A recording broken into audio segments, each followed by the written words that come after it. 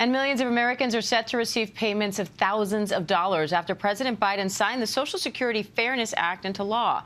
The act boosts benefits for retired teachers, firefighters, police officers, and other public servants by repealing decades-old policies limiting payments for some retirees. The president is touting the law as a victory for the dignity of workers.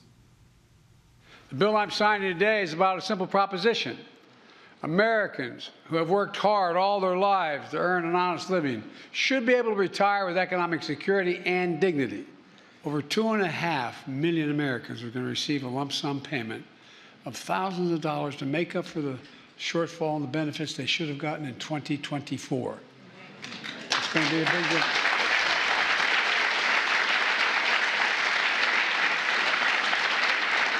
They're going to begin receiving these payments this year, and this is a big deal.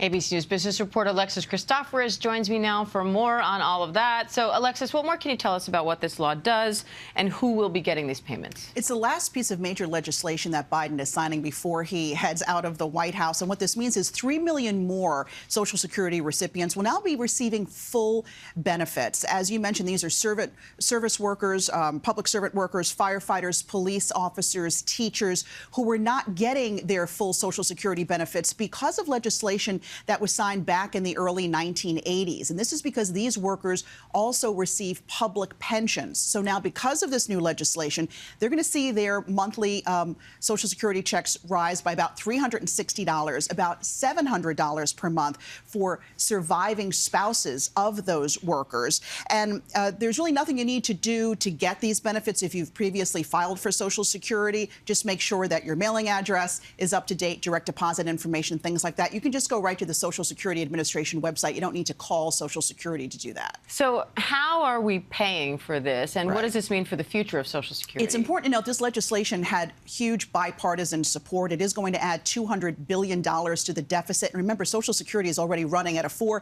trillion deficit. In less than 10 years, by 2033, it's projected that the government will only be able to pay out 80% of benefits. Some are saying this new legislation may move that timeline up by about 6 months, but critics are saying that future seniors and taxpayers will pay the price for this new legislation.